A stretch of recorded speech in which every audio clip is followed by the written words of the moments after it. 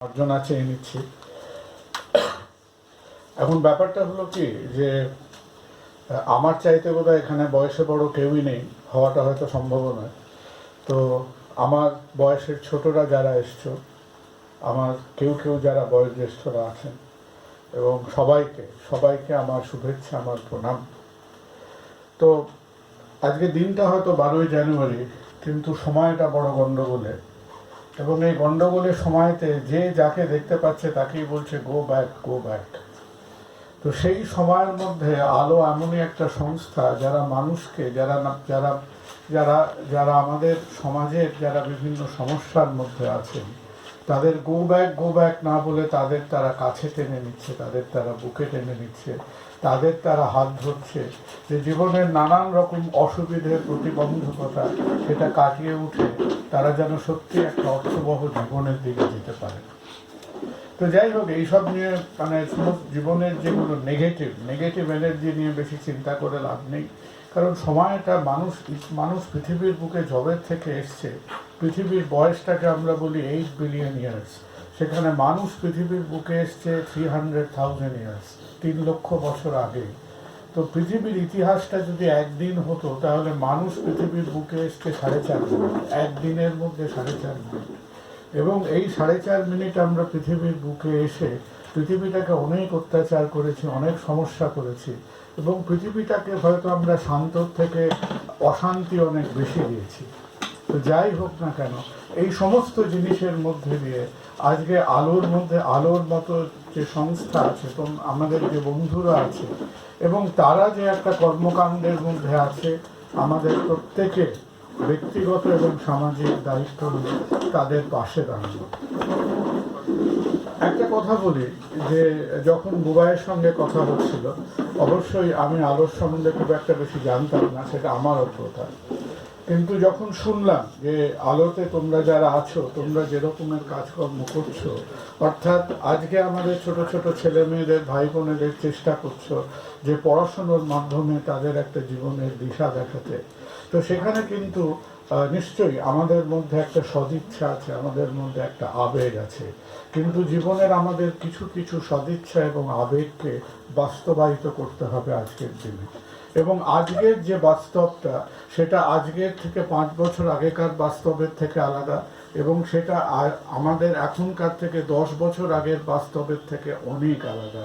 আমি রাজনীতির কথা বলছি না, আমাদের যে জীবন জীবিকা, আমাদের যেভাবে আমরা বেঁচে থাকতে চাই, সেটা চাকরি বাকরি হোক, কাজকর্মের মধ্যে হোক, অন্টারপ্রেনিয়রশিপের মধ্যে হোক, আমাদের নিজেদের, আমরা যেন আজকে একটা নৌকা আমরা ভাসিয়ে দিয়েছি, যে সমুদ্রে নানান রকম ঢেউ আছে, এবং এই সমুদ্রে যেতে গেলে কিন্তু হাতে একটা কম্পাস থাকতে হবে। তো একটা কথা আছে, সেটাকে বলে whether you are sailing on charted waters or uncharted waters। মা ভুঁই বলে নেমে যাওয়াটা এক জিনিস, আর হাতে একটা দিক, একটা সেন্স অফ ডাইরেকশন নেওয়ার আরেক জিনিস।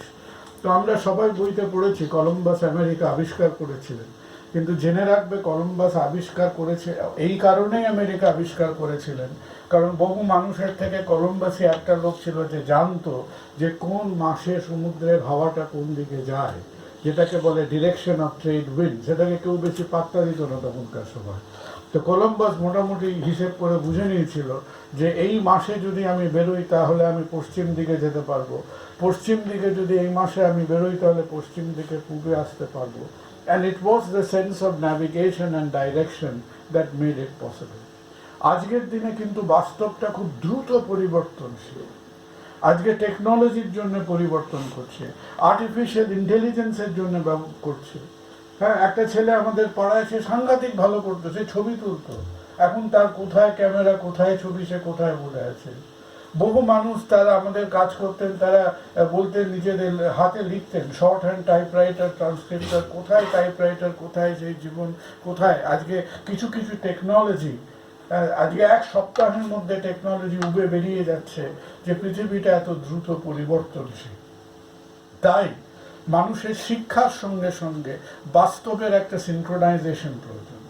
এবং যারা আজকে পড়াশুনো করবে, তাদের প্রথম পড়াশুনোর মধ্যে ভেবে নিতে হবে যে আমরা একেবারে সেই মায়ের পেট থেকে বেরিয়ে যেমন লোকে ডেলিভারির আগে নার্সারিতে ভর্তি করে দিচ্ছে, সেটা একটু বাড়াবাড়ি। কিন্তু বাচ্চাদের তাদের গ্রোয়িং এজ থেকে তাদের জানতে হবে, ছেলে মেয়েদের তারা যখন মোটামুটি হাই স্কুলের গণ্ডি পেরোচ্ছে কি হাই স্কুল শেষ করছে, তাদের একটা সেন্স অফ ডাইরেকশন থাকতে হবে, যে তারা একেবারে যেন আমরা সবাই সেই ওয়ার্ডসওয়ার্থ ইন আ ট্রান্সের মতো পৃথিবীতে হাঁটছি, যে কমপ্লিটলি স্পন্টেনিয়াস, হ্যাঁ আমরা করব। আজকে একটা কথা আছে, সবাই বলেন, আমি অনেক মাঝে মধ্যে কিছু শিক্ষা প্রতিষ্ঠানে যাই, তারা বলে বাবা মারা ছেলে মেয়েদের ওপর ভয়ঙ্কর চাপ দিচ্ছে। তো বাবা মারা এই কারণেই চাপ দিচ্ছে কারণ তারা তো বাস্তবে রয়েছে, ছেলেমেয়েরা তাদের বয়স অনেক ছোট, তারা জানে যে আজকে এক একটি ছেলে মেয়েকে ওই ছুঁচের ফাঁক দিয়ে বেরোতে হচ্ছে। সুতরাং they can correlate the reality with the opportunity. তাই দু একটা কথা তোমাদের সামনে বলি, যে আমরা যারা আজকে আমরা এক একজন, কেউ তোমরা পড়াশুনোর মধ্যে আছো, গবেষণায় আছো, শিক্ষায় আছো, আমরা যেমন ডাক্তারির মধ্যে আছি, নানান রকম ঘুটঘাট হাতুড়ি বিদ্যে করে সময় চালাচ্ছি। প্রথম কথা হলো যে একটা ফর্মেটিভ বয়সে 14-15 বছর বয়স থেকে মোটামুটি একটা সেন্স অফ ডাইরেকশন লাগবে। দ্বিতীয় কথা হলো যে একটা জিনিস, হ্যাঁ একটা জিনিসের যে একটা রোম্যান্স বা তার যে একটা মাইথোলজি, সেই মাইথোলজিটা আজকে ভেঙে চুরমার হয়ে গেছে, এবং সেই মাইথোলজি হলো জেনারেল এডুকেশন বলে আর কোনো এডুকেশন নেই আজকের পৃথিবীতে। There is nothing as general education. Every education is focused. সুতরাং একটা মোটামুটি প্ল্যান রাখতে হবে সবাইকে ওই, এবং ভালো জিনিসটা হলো যে সবাইকে যে সেই বস্তা পচা ডাক্তার, ইঞ্জিনিয়ার, অমুক তমুক উকিল হতে হবে। পৃথিবীতে অনেক সুযোগ বেড়েছে, অনেক অপরচুনিটি বেড়েছে, পিওর হিউম্যানিটিস বেড়েছে, জার্নালিজম বেড়েছে, একাডেমিয়া বেড়েছে, ইনস্টিটিউশন আসছে, শিক্ষাগত দিকে অনেকটা প্রসার হচ্ছে। কিন্তু মোটামুটি একটা ঠিক সময়ে সেই পথে নেমে পড়তে হবে, একটা ওভারঅল সেন্স অফ ডাইরেকশন হতে হবে। আমরা একেবারে সেই ভাবের ঘরে ঘুঘুর ভাষা করে যদি হঠাৎ কালো 25 বছর বয়সে 30 বছর বয়সে ইচ্ছে হলো যে এখন আমি আমার কেরিয়ারের মুখ ঘোরাবো, the world is becoming very unforgiving. So that kind of reality does not exist. সুতরাং সবাই নিজেদের মধ্যে ভেবে নাও যে আমরা কে কি করতে চাই। হ্যাঁ, এই কথাটা একদম ঠিক যে ওই ডাক্তার, ইঞ্জিনিয়ার, হেনা তেনা না হলে জীবন একেবারে বৃথা গেল, দ্যাট ইজ রং, অ্যাবসলিউটলি রং। একটা সেন্স অফ ডাইরেকশন লাগবে, সেই দিকে নিজেদের প্রস্তুত করতে পারো। আজকে আমরা দুটো বিপরীত ফেনোমেনন দেখছি। আমরা একটা সত্য দেখছি, চাকরি নেই, চাকরি নেই, চাকরি নেই। কেউ বলছে আমাদের 17% আনএমপ্লয়মেন্ট, কেউ বলছে 32% আনএমপ্লয়মেন্ট। আর অন্য হাতে আমরা দেখছি যারা মানুষকে কাজে দিতে চাইছে তাদের কাজের জন্য স্কিলড লেবার নেই আজকের দিনে। কলকাতায় এমন বহু জায়গা আছে, সার্ভিস ইন্ডাস্ট্রি, যারা কিন্তু লোকজনকে চাকরি দিতে পারছে না, ভ্যাকেন্সি নিয়ে তারা বসে আছে আজকের দিনে। সুতরাং প্রথম স্টেজটা হলো পড়াশুনো করা। পড়াশুনোর মধ্যে একটা সেন্স অফ ডাইরেকশন আসতে হবে। একটা মোটামুটি আবছা পড়াশোনা করে আমরা হঠাৎ একটা ম্যাচিওর স্টেজে যেন ডাইরেকশনের খোঁজ না করি, তাহলে সেইভাবে নিজেদের আমরা তৈরি করি। হিউম্যানিটিস হোক, সায়েন্স হোক, সার্ভিস ইন্ডাস্ট্রি হোক, ফাইন্যান্স হোক, কেউ ভোকেশনাল কাজে যেতে পারে সেই কাজের মধ্যে যান।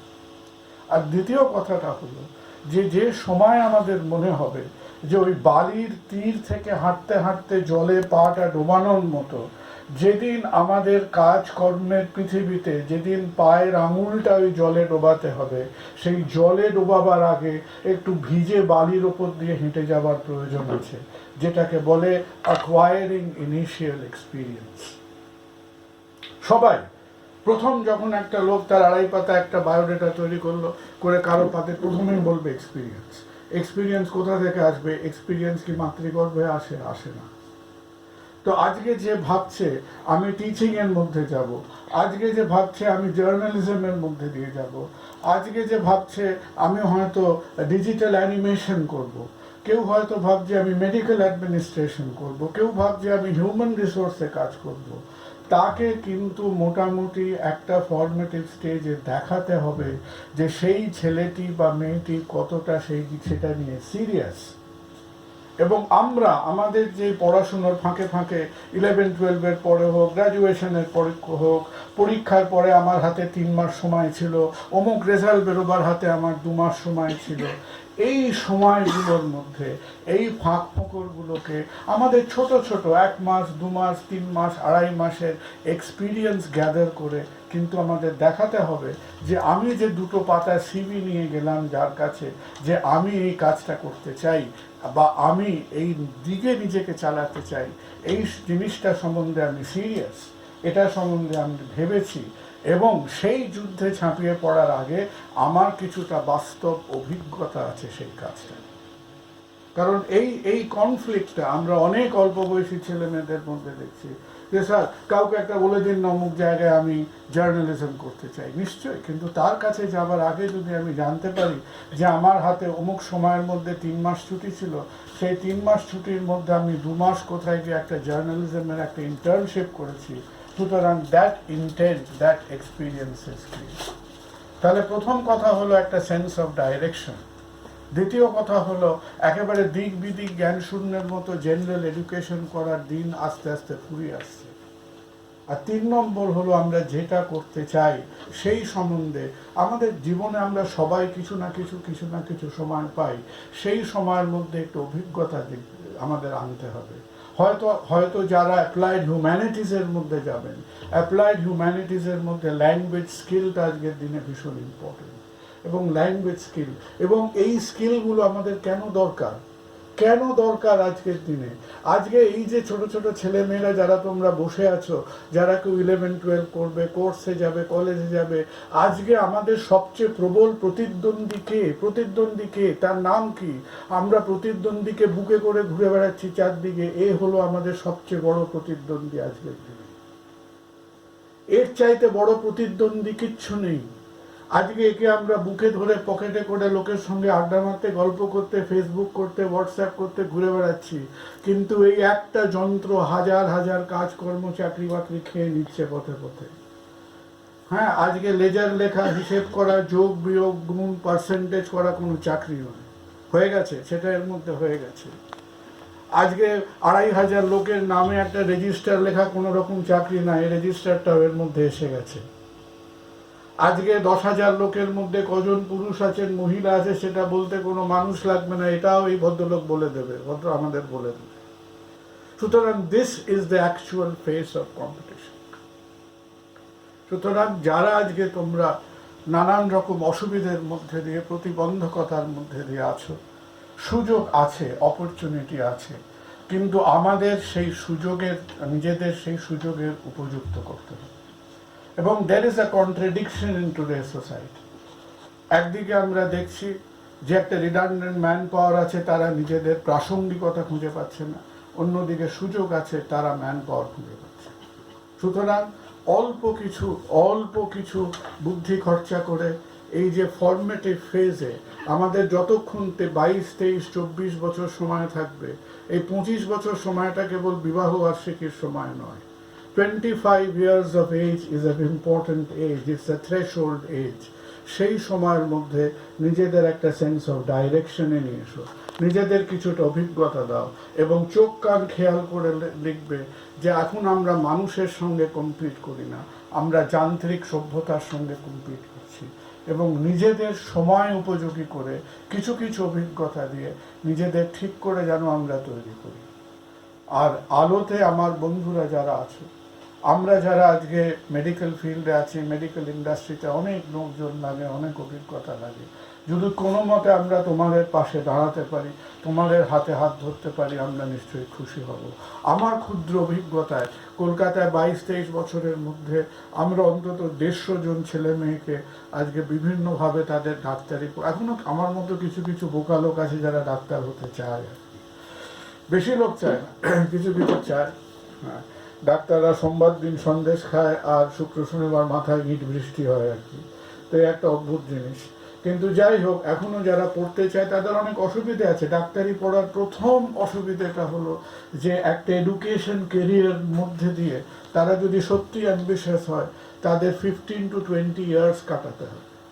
এবং এই সময়টার মধ্যে আমি যখন হাতে একটু সময় থাকতো আমি বহু বছর বাজারে যাইনি, এক সময় বাজারে যেতাম এবং বাজারে গিয়ে যেখান থেকে সবজি কিনতাম সেই সবজির দোকানে একটি ছেলে ছিল এবং সেই ছেলেটি থেকে নানান বিষয়ে কথা বলতো। তো একদিন ছেলেটি আমাকে গল্প করতে করতে বলছে, স্যার এবারও পেয়েছি কিন্তু হবে না। তারপর তুমি বুঝতে পারিনি যে এবার পেয়েছি হবে না মানে, বললো সেই বছরটা নিয়ে, এটা প্রায় 10-12 বছর আগেকার কথা, সে আমাকে বললো সেই বছরটা এই নিয়ে এই থার্ড জয়েন্ট এন্ট্রেন্স এসে পাচ্ছে।